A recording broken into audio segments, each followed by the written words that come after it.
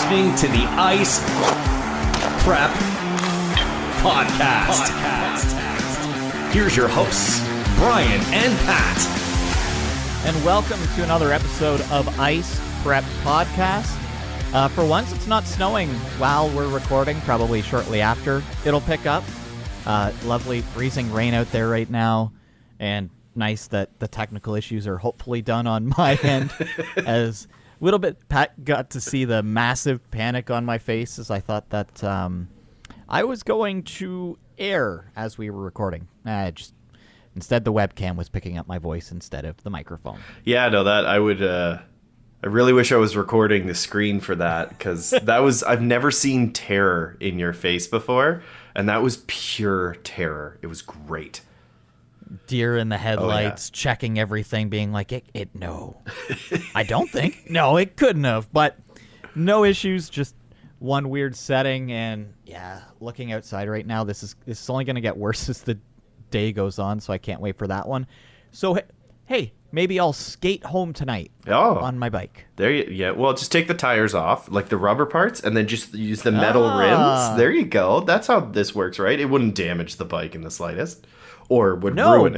No, but it probably would be the safest way for me to get home at this point, looking outside.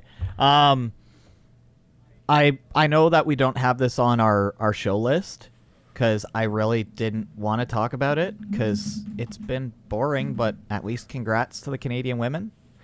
They won gold. Yeah, no, I think that's pretty huge. I really wish... Oh, it is, because Canada, USA. We all knew it was going to be that. Yeah. And it was a tight game, and that's what you want. Oh, totally. You don't want it to be a blowout.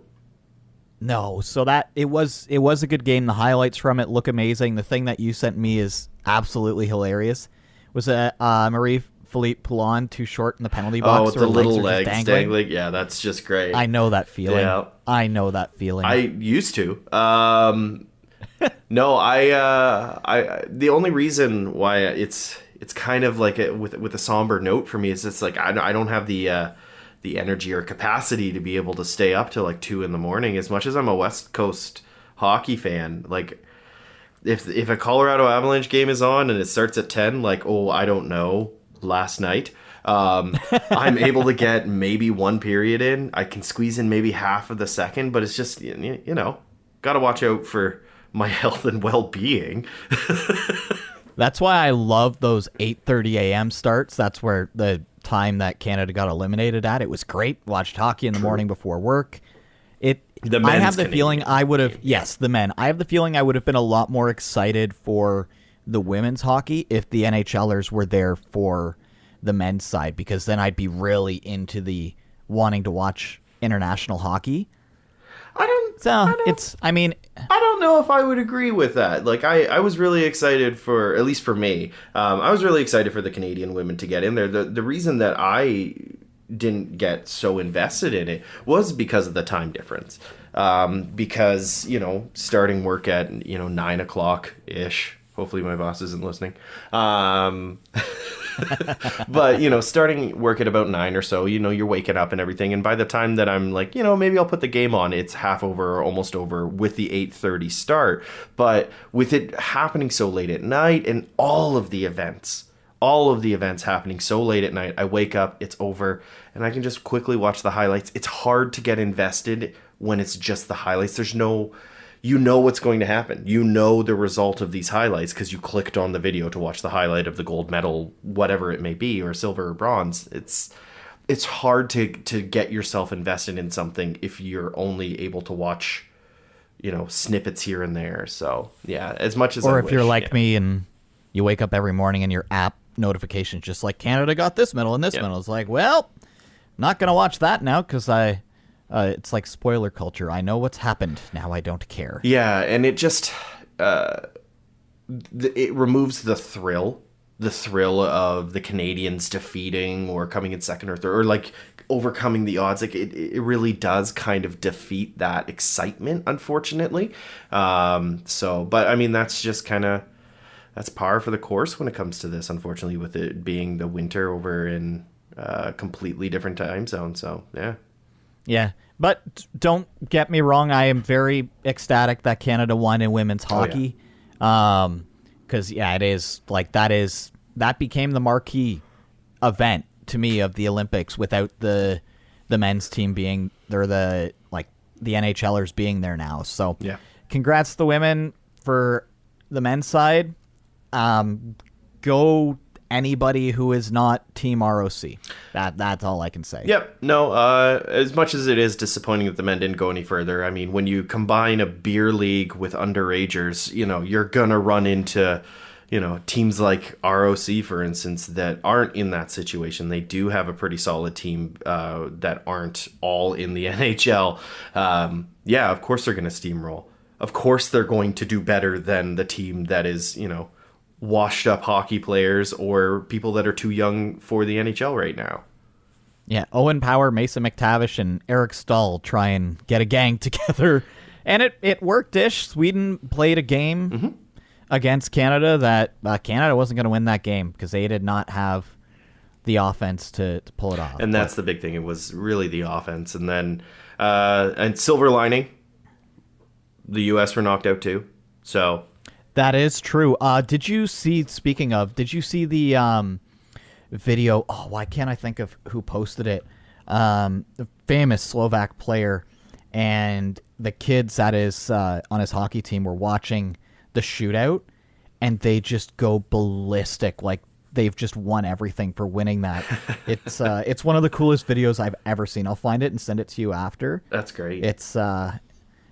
It's unreal. Talking about international hockey, it's going to be so weird because everybody is obsessed with watching hockey in August, right?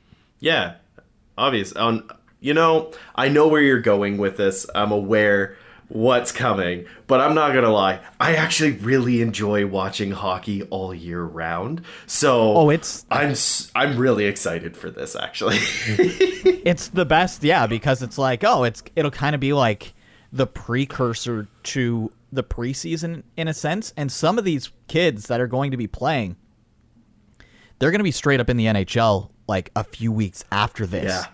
Yeah. I'm still not 100% sure. I believe they can do roster swaps as well, but say a kid is considered over age now, they'll still be able to play because they were of age at the time of, so it's really weird. Announced at, I believe it was about 2 or 3 a.m. this morning, the IHF World Juniors will be taking place in Red Deer and Edmonton once again in August. It'll be after the under 18 tournament, which takes place, I believe it was the 1st to the 7th or the 1st to the 8th, somewhere in that. It'll be after that. So probably the 2nd or 3rd week of August, World Junior Hockey will be back. And that's going to be fun. And then immediately after that is the women's tournament as well. So, and that one will be taking place in the United States. They confirmed that. Yeah. One. So a lot of hockey in August, and then pretty shortly afterwards we've got training camp, and we're back at it. So it's not going to be a long break in between. The getting the itch for hockey in the middle of summer, which seems weird to be like, oh my god, I wish there was men on skates skating on ice. It's so weird.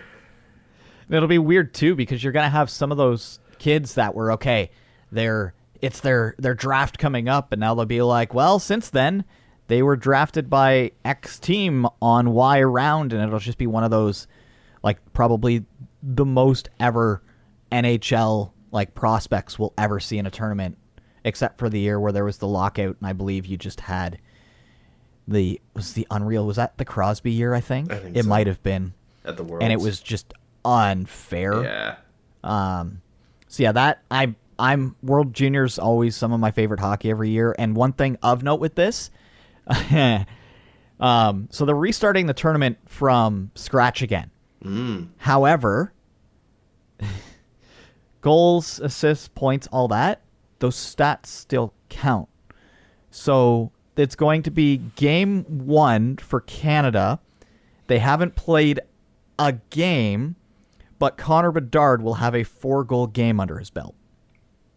So, say Canada goes to the end, they win it, just the hypothetical, fingers crossed for this outcome, obviously.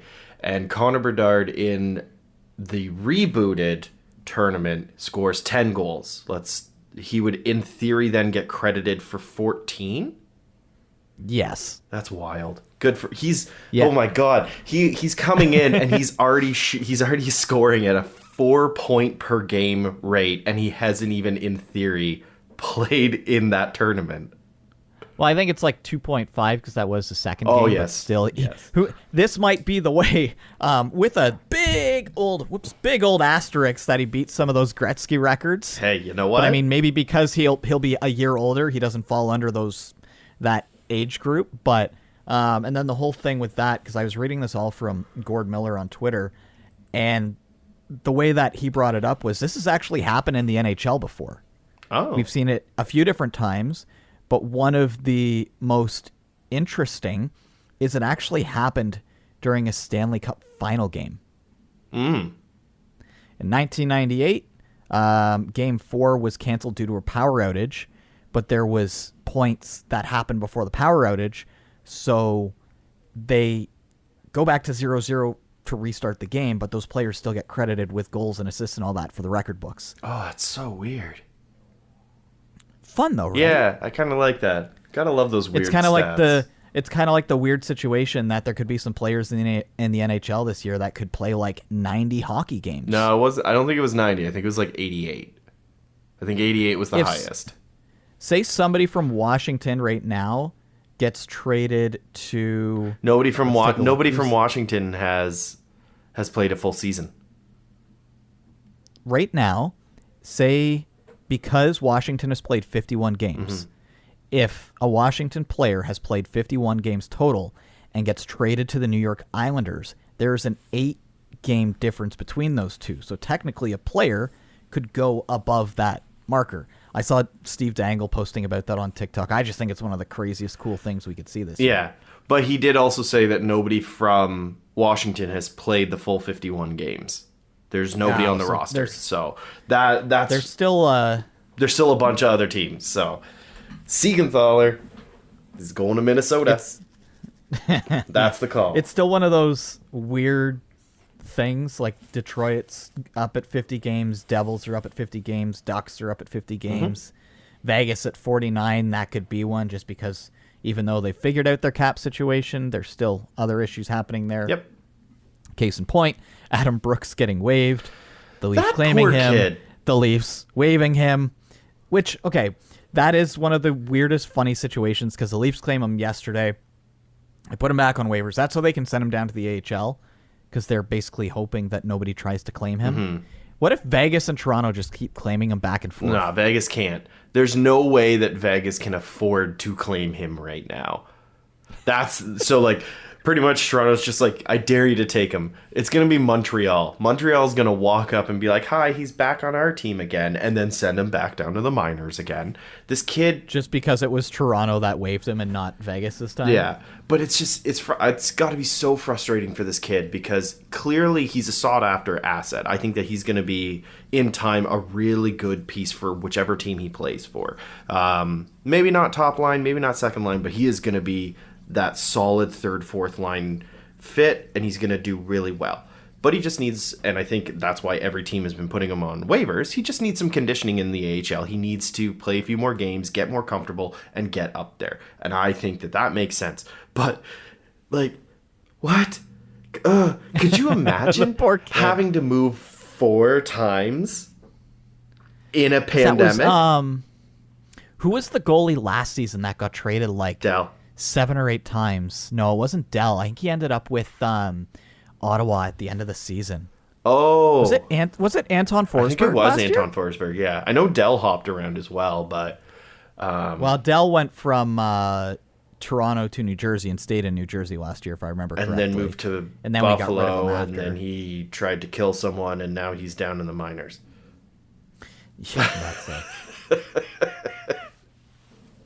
But no, I do feel for the kid, because I feel like this is going to be so harmful for his growth, because he's not able to start meshing with the team. He's not able to actually invest time into growth and development, and this season is going to be stunting his growth. It's going to push him almost a year behind, I feel like, and that sucks. And it's not even his fault. It's not even like Toronto's fault really for this. I mean, the second time maybe, but they just want their asset back because they believe in it. And it's just like, here he is. All he wants to do is just play hockey, and he's getting tossed around for nothing. Literally nothing he is being tossed around for. That's got to feel like crap. Yeah, so hopefully he does clear, because he seemed to enjoy his time in Toronto there, and we know from when he was playing, Jason Spezza just adores the kid. Yeah. So they had a good chemistry on ice. And then the weirdest thing because of that, so the Leafs play tonight against Pittsburgh. Mm-hmm. They won't have Timothy Liljegren because they had to send him down to the minors to be able to claim Adam Brooks, because they can just send Liljegren up and down as much as they want. So now, because of that, now they don't get Timothy Liljegren against the Penguins. So that's why there's people that make just money that figure all this stuff out, and we look at it and go, but why? Why would you do this to somebody? I know. Also, I don't know what my mic is picking up right now, but it sounds like that my neighbor is doing laundry. So if we're hearing some drum solos right now, I'm pretty sure that's just their washing machine. So speaking of bad transitions, I gotta. It's just what I do. Actually, this one isn't a terrible transition because it's all about movement. And we got to talk about a trade that happened. No, it's a bad transition because it took you like. Well, I had to explain 20 seconds. If I have to explain a transition, it's a bad transition. If you have to explain the joke is ruined. So, blockbuster move. Tyler Pitlik is in Montreal. Everyone has been asking for this. They want the Pitlik reunited crew. They have 3 pits. They are licking 3 pits. Oh, I don't like that. Anyways, the actual news there is Tyler Toffoli. So Tyler Toffoli, last week he got traded from Montreal to Calgary, and immediately is showing the impact with a goal while he was trying not to fall off of his one skate, but made it look like it was just like, nah, I meant to do this. It's cool.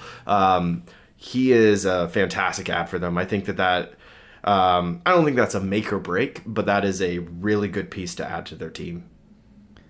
Just so we're clear, it wasn't just Tyler Toffoli for Tyler Pitlik. It's a first, a fifth, a prospect, and Tyler Pitlik for Toffoli. If that was the 1-for-1,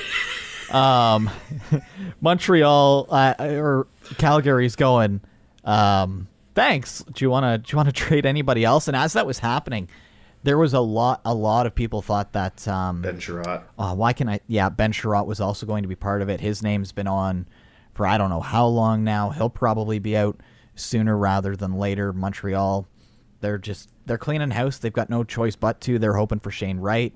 After Toffoli got traded to Calgary, I'd said to you even before that, when Calgary is on, they are probably the scariest team in the NHL to me. They have statistically the best first line in the league, and it's not even close. Their second line was good. Obviously, Sean Monahan's been struggling, but now they're going to have Blake Coleman playing down with him. And Blake Coleman is just one of those high-energy guys that gets them going. So maybe that's what he needs. And you look at Calgary's defense. It's a solid defense, and they've got a goalie who's, tied or has more shutouts than the entire Montreal Canadiens team has wins this year. Yep. We've seen Markstrom be an absolute monster. And if I'm any team in the West, you're praying that Calgary doesn't make it in, because if Markstrom can get rolling in the playoffs, he's got that price level of, I'm just going to carry this team. Yeah, no, he's definitely one of their best assets on the team. As much as the team themselves is really performing in front of him, they can play comfortably knowing they have him on the ice, and that allows them to take risks and to maybe make sloppy plays with the chance of it being something amazing, like the game last night. So we're recording this Thursday, so the Wednesday night game against the Ducks. Did you see, I believe it was Lindholm's goal, where he banked it off the boards to himself from the middle of the ice? He was going straight up the gut. He threw it off the boards. It bounced back. It passed everyone somehow, got right back onto his stick, and he put it in the net. So they can do silly things like this, knowing they have such a talent in net. So they are definitely something, a team that I'm not thrilled is going to be most likely somebody the Avalanche are going to be playing in the playoffs. But at the same time... From that for a second, so since we did our last podcast, Calgary and Edmonton were not in a playoff position. Yeah. Calgary leads the Pacific now, 3 points up on Vegas with 2 games in hand. Edmonton is 4 points back of Vegas with 2 games in hand. Winnipeg is slowly starting to crawl their way up. Vegas better not sit on this, because as it stands right now, your wild card's coming from the Central. Yeah. And Vegas just had their first ever in Vegas history back-to-back being shut out. I know that they've got Eichel. We'll talk about that after he's back. Calgary and Edmonton are getting hot at the right time. And I really hope Edmonton makes a trade for a goalie, because they can't keep riding Mike Smith and Koskinen, or actually lately they've been putting in Skinner more, and they've been winning games. It's almost like bringing in a new coach sometimes can work. Who would have thought? Who would have thought? Well, actually, if you do look at the Pacific, so you've got Calgary in first with 62, and then you also have Vancouver in sixth with 50. So a whopping 12 points between them, which is not a ton. And from there, it's 62, 59, 55, 55, 55, 50. That is a really close division, all fighting for those bottom spots.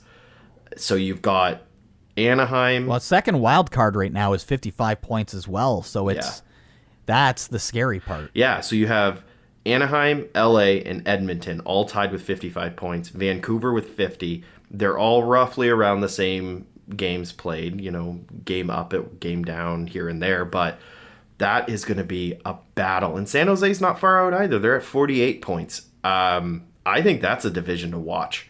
That's going to be messy as it gets closer to the end. And it's those games. Oh man, those are going to be vicious, because they're going to be playing like it's their last ticket in. And we'll look at the top 7, because Seattle's just a wash at this point. We'll assume, just for argument's sake, we'll put Calgary and Vegas as teams that are just going to make it. So between Edmonton, LA, Anaheim, Vancouver, San Jose, that is, if you're Colorado looking at that as the wild card 2 team potentially, you're not happy with that matchup. I don't mind. On any of those. I'd be licking my lips, or that sounds gross. That is the first time in I don't know how long that you've sounded confident about the Avs in any playoff series. The only team that I would be worried about is Nashville, because that for some reason is just, they don't do well against Nashville, and UC Saros is just so talented. If Nashville makes some moves at the deadline, they could really bolster their team and kind of come in really strong. The other teams, LA, Anaheim, Winnipeg, Vancouver, San Jose, we can stomp on them. I'm not really worried about those teams. Dallas, even as much as we did lose the game, the last game they played against them in the back-to-back, losses happen. But at the same time, I'm just, this is, I think, the first time round 1 I wouldn't be too concerned against any of these teams. Round 2, absolutely, I would not be thrilled. Round 3, no. No, there's no way. Well, and then, of course, looking at the Avs, I guess we'll stick there right now. The rumor mill's going nuts, because there's been a lot of Flyers scouts at Avs games lately. Yep. And it seems like Claude Giroux has spoken up that Colorado is where he wants to go. One of if the not places, Colorado, yes. If he can't go to Colorado, there's 2 others on his list. Yeah, kill me. This must make Pat so happy. So let's take a look at those Central standings again. He wants to either go to the first, second, or third place team in the Central. So if not the Avs, then Minnesota. If not Minnesota, then St. Louis. I wonder if the trade is they get Binnington out of town for Claude Giroux. I don't know if Binny would go. I don't think he would go to I don't think he'd have Philly. a choice. Would Philly want to have Binnington? Carter Hart. They've already got Carter Hart. Carter Hart and Binnington, 2 people that just, I don't know, like weirdly 2 people that at the beginning of the season were rumored to make the Canadian team as the goalie, and now like fell off the list totally. I just can't see. I can't see them moving Binnington. He's got a no trade. That's no fun. Yeah, he would not agree to that. No, and the only way I could see them moving Binnington out is if they did something to piss him off. If they tell him you're no longer the starter straight up. And I think that's why we're seeing him still start games when Husso is pretty okay to do so. So I think that's one of the... So the moment they start sitting him more, I think is the moment he removes his no trade clause and he decides he's going to leave, because he's an egotistical hothead. He wants to be the starter. He knows he's a starter in his own head. So that's what he's going to go that for. There's a problem with your goalie when the Devils put up 5 against you. Yeah, that's not great. The night or 2 nights after putting up 7 against Montreal, which, that's still in and of itself. Hey, we got the coach fired. Like, there is Binnington. There is something seriously wrong there.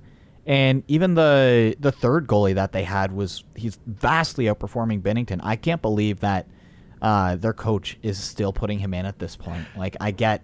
He makes big money. You have to play him. No, you don't. No, deja vu. I'm pretty sure we talked about this last week too, and brought up Corey Snyder as the example. Yeah, exactly. No, but at the same time, if I was Binnington and I'm sitting there and I'm riding that pine, I'm sitting on the bench every single night. I would be talking about moving my no trade clause, because there's a lot of teams that are looking for a goaltender. There are. You look at Edmonton, they need a starting goaltender. And I know Skinner's in there and he's starting to perform.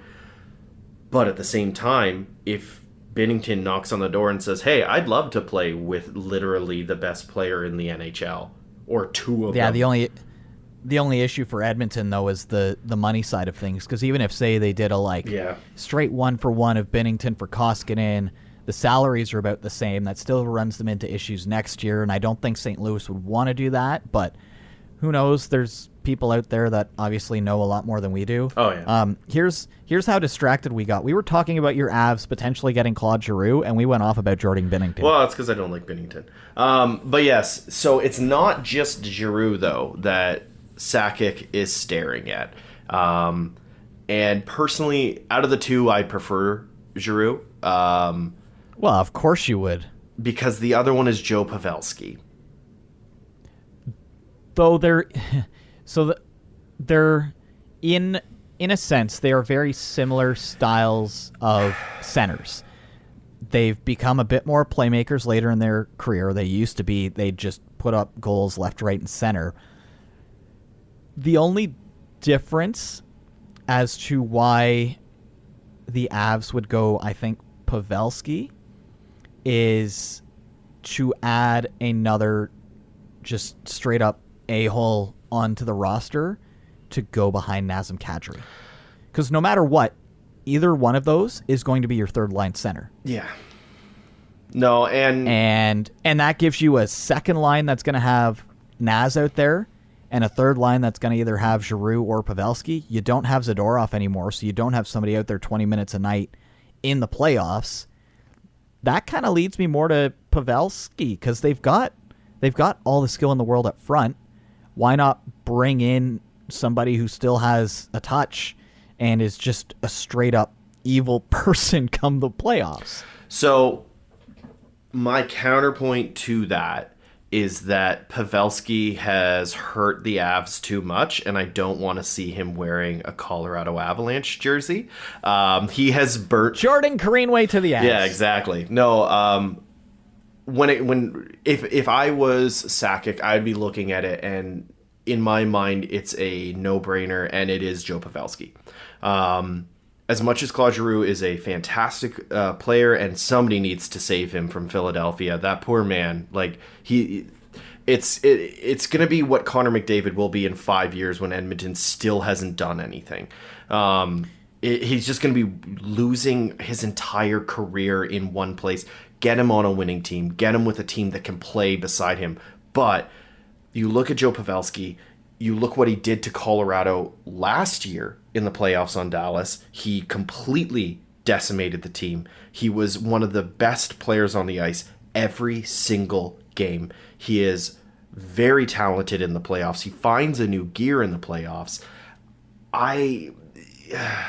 Age-wise, I don't know. I don't know if he's older. I don't know if he's younger. Salary, I don't know if they're comparable. I would assume so, that they're not too far off. But at the end of the day, I think that the reason for bringing in Pavelski is to provide that extra bit of grit, that extra little bit of talent and skill when it comes to playoff time, and just being able to go into the corners and get under skin. And like you said, they don't have Zadorov. They do have McDermott, and he can throw. But down. how often is he going to get a playoff start? Because he's pretty much your fringe guy, isn't he? He is, but at the same time, he will start in the playoffs. I don't know who else you would put in there. Even if Byram is healthy by then, I still believe that McDermott should be in there. At least maybe at the third line bottom, maybe rotating out Jack Johnson, something like that. I know he's doing really well this season, but you need to have that physical side to it, and you don't want to lose Kadri. You need to have somebody there to prevent Kadri from Kadri-ing. Yes. Kadri-ing. I don't know how to say that. But but yeah, you need that extra support. It shouldn't just be on one guy. It shouldn't just be on two guys. It needs to be the whole team being gritty. You're starting to see it with McKinnon doing that really bad hit. Yeah, I want to quickly touch on that. I know I've just talked for like 30 minutes, but the hit that he did last night on Nolan Patrick, I agree should be looked at. The fact that it hasn't been looked at, that's pretty sloppy by the player safety. They didn't even comment on it. But, player safety, they rarely slip up. Yes. Could you feel the sarcasm? But for those that didn't see it, Nathan McKinnon did a high hit on Vegas Golden Knights, Nolan Patrick. It was interference. Patrick didn't have the puck, but it did somewhat look like when you slowed it down, Patrick kind of skated into McKinnon's shoulder, and it seemed almost reactionary for him to kind of shrug him off and push him away. I don't know if there was malicious intent. Obviously, only one person will know, and I feel like that would be Nathan McKinnon in his head.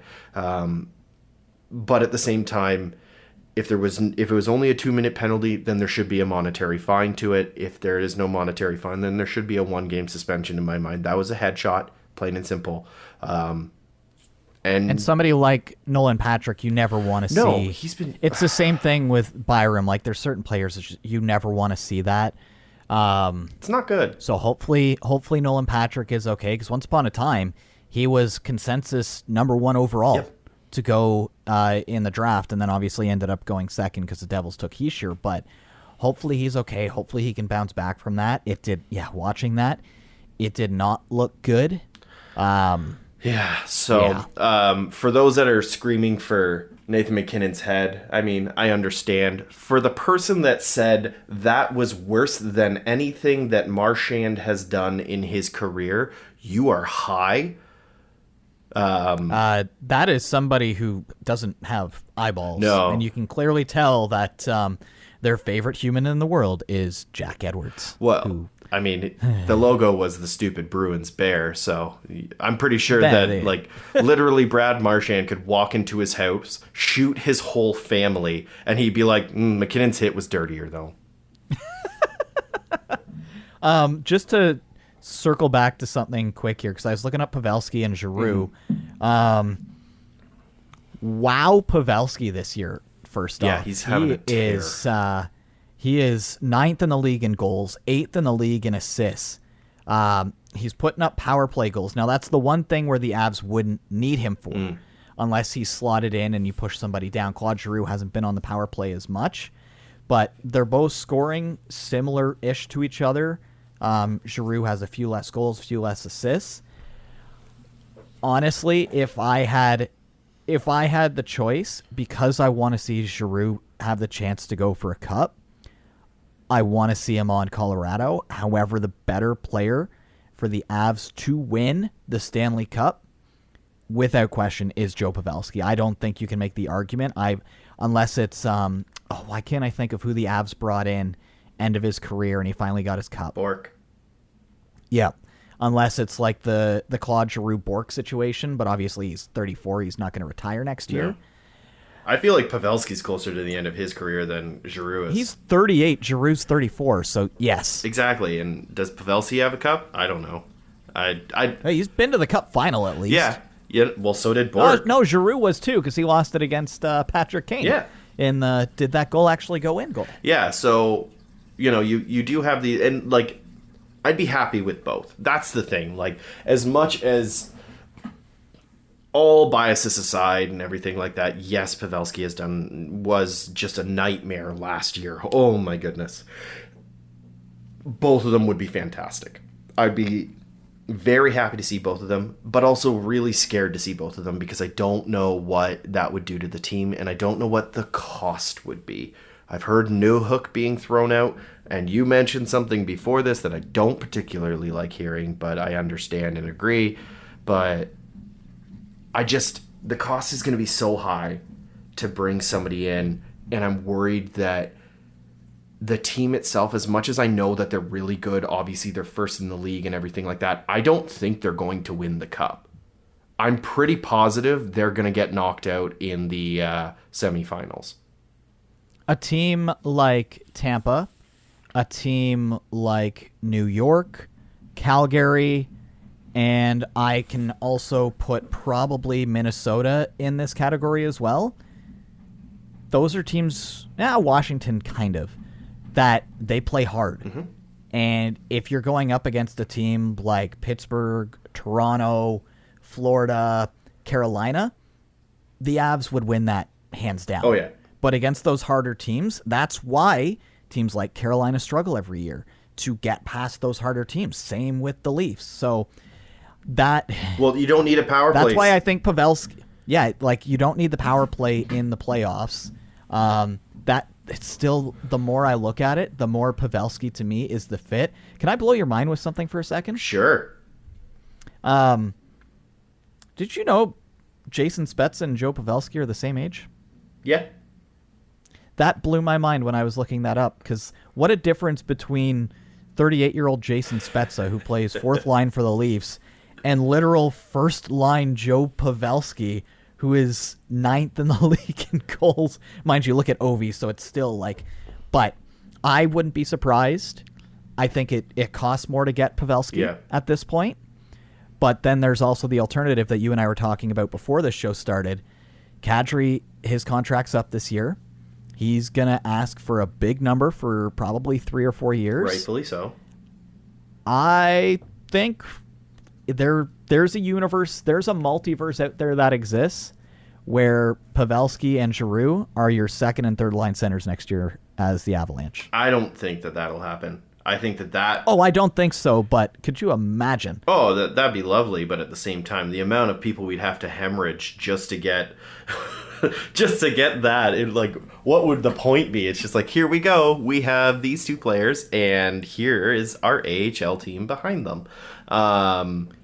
Pavelski is outscoring himself from last year, by the way. Yeah, no, he's had a resurgence this year. I honestly thought that he was going to hang it up last year. I thought he was going to say, you know what, I almost did it, I'm tired, I'm done. I thought that he was going to do that, but he found a new gear. So really, you know what? Good on him. As much as I'm not his biggest fan when he's playing against my team, he's a fantastic player. But I don't know. I'm not looking forward to it, is I think the best way to to look at this. As much as it would be great to get that asset, I know we have to give up an asset. There's no way we're going to get it for free. And it's unless we're giving away futures in the sense of like not prospects, but like actual picks, like first, second, and third round pick for a player. It's going to be rough. And to get Pavelski, you've got to trade somebody off the roster as well because the Avs don't have space. Nope. As his cap hit is $7 million. Yeah, so that's the other side of it too, is what can they financially do, and will Philadelphia be willing to, or not Philly, or Dallas or Philly be willing to take on some of the contract? Like there's a lot of big question marks there. It'd have to be 50%, and the only roster player that would work would be JT Compher going the other way. I wouldn't be mad about that. I'm not going to lie. JT Compher's $3.5 million. If you were to do him plus Newhook, I could see that deal happening. But if you're Sakic, you don't want to because it's only 1 year. I would never. If Sakic traded Newhook, I would have to find a new team. His name is being thrown around so much, it's crazy. Because he's a good player, and people want good players on their team. But why would you give up Newhook? If you're going to, don't do it this year. Wait, if anything, until next year, because he's still an RFA next year. He's still making under $1 million next year as well. Yeah. So who knows? Sakic has done some unreal things in the past. He has fleeced more people than he has not. Yeah. Somehow in a 3-team trade, he wins out against both teams immensely. So I think we do have to kind of move on from there. Yeah, we talked too much about Joe Pavelski. I don't like that about myself. Little bit. I do want to stick with the Avs, though, yes, because you watched this game last night. Jack is back. Is he? I mean, when I tuned in for a tiny bit, you could tell that he's trying to be careful, and it almost seemed like some of the players are being careful around him because you don't want to be the guy that like injures a potential generational star. But it was really weird to see. But I guess it's also a Vegas thing. Whenever he was on the ice with Pietrangelo would move up to the forward position. Eichel would play back at the point. And I wonder if that was just a bit of a comfort thing to get him in because Petro's an unreal player in general. Mm-hmm. I've seen people saying there's a lot of people right now betting the over-under on 32 points for Jack this season with what's left. I think that's a pretty solid mark. It's just unfortunate that he won't get to play with Mark Stone until the playoffs. See, good Lord, the TNT feed. Oh my God. Did you know Jack Eichel was playing? Well, let me tell you, every single time that someone whose name starts with a J is on the ice. So that was obnoxious to begin with, but Eric Johnson, Jack Eichel. Yeah, but enough about Colorado. Let's talk about any other team but Colorado. Sorry, I hate the TNT feed sometimes because they clearly favor Vegas. You know, I can understand why. The market's much bigger, but at the same time, you've got the number 1 team in the league and you're barely talking about them. But the one thing that I want to talk about... The story is Eichel, though, so you can't blame him. True, but the story also could have been the fact that Darcy Kemper has been putting up a .938 in the past 18 games that he's played. After coming back from injury, he's at .921. You can also talk about Nazem Kadri, who's sitting in 5th place, I believe, in points. I know they did talk about it, but they didn't talk ad nauseum like they did with Jack Eichel. You look at the points leader right now, and it's 66, 66, 66. Then you've got 63, 62, 62. So 62 is Kadri tied with Ovechkin. They could have been talking about that. They could have been talking about the fact that Mikko Rantanen's at 56 points. So not too far behind that. And he's just sitting 1 point behind Austin Matthews. There's so many things they could have brought up and they didn't. They also could have talked about the fact that Darcy Kemper was goalieing Vegas. Period. That's why Colorado won. And that's one of those things that if your takeaway from that game should not be they loved Jack Eichel. It should be early season Kemper. Something was definitely wrong. Yep. He has figured that out. If he is playing at half of what he is right now in the playoffs, as long as you don't have to go to your 3rd and 4th string goalie, that is That's good news. This is the part of the season where you want to see your goalies start to get things together. They can fall off a bit. It's like the reverse of the Leafs, where Jack Campbell started way up, and now he still has a great record because the team in front of him is putting up like 4 or 5 a night, unless they run into a playoff team like Calgary. Yeah, and the nice thing, too, is the tandem is good. You look at Pavel Francouz. Yes, he did lose against Dallas. Sure, whatever. Losses happen. You're not going to win every game. Exactly. And the fact that they've already won so many, like, I can't be upset about a singular loss, especially since they shut out on the back-to-back. You still don't have 10 regulation losses. You're still in single digit. That's stupid. Exactly. So you've got Pavel Francouz and Darcy Kemper. The two of them together are currently sitting as a tandem at a 921. That's fantastic. You can't ask for much more than that. You do that in the playoffs, you've pretty much won the Stanley Cup. So that is great. Unless it's what was it the one year? LA against who? And there was like 6 goals throughout the entire series in the first round. Yeah, that's yeah. I know you still want to go hard on this, No, but we can continue it a tiny bit because it is time for The Ice Prep Podcast presents Games of the Week. The reason why we can continue is, of course, the Jack Eichel game was the game of the week. Pat's game of the week. And you know what? I think I picked it pretty well. It was a hell of a game. You can look up an extended replay of it if you didn't get a chance to watch it, if you were watching the women's game or you went to bed like a normal person. The more or less the story of that game was Vegas dominated the Avalanche. Every single clip of a save or a really good scoring chance, 9 out of 10 of them were Vegas, but Colorado won. That should have been Vegas winning, but there was a Steve Dangle podcast, which I'm pretty sure we shouldn't be talking about in other podcasts.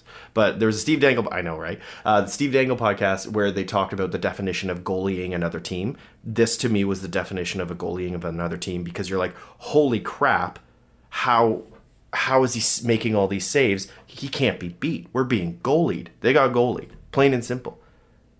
And it happens sometimes. Yeah. And then, of course, the other game was that night, my pick, Calgary taking on the Ducks, 6-2 win. You talked about Lindholm's goal. That is the Flames' 8th win in a row. They started this streak. They were 20-13-6. They're now 28-13-6. And they did the big trade. So they're probably... You have to think that they are done when it comes to the trade deadline. Mm-hmm. They are getting like a month's worth of time with Toffoli as compared to trading at the end. I wouldn't be surprised if going forward, Calgary, not this coming week, obviously, is going to be on either of us being like, well, you kind of have to pick the Flames as one of the game of the week to watch, unless another big trade happens. But 6-2 win. They made a team that has probably one of the best goalies in the league look silly. Yeah, they pulled him. Yeah, Stolarz was in. John Gibson does not get pulled often. No. So, I was watching that one, and that was a hell of a game. Actually, a lot of the games Wednesday night were great games. So if you watched any of them, you were in for a treat. But I think we should move on to what our games of the week are going to be this week, because I think we've got a couple teams on here I don't think we've mentioned before. At least one. Surprisingly one, and probably not the one that you'd expect. Yeah. We'll start with yours, because yours happens chronologically before mine. Perfect. All right. So I am choosing for Sunday at 1 p.m. So we got ourselves a midday game. I usually don't like these ones. NFL start time with no NFL. I'm going with the Canes at Pittsburgh. So you got Carolina versus Pittsburgh.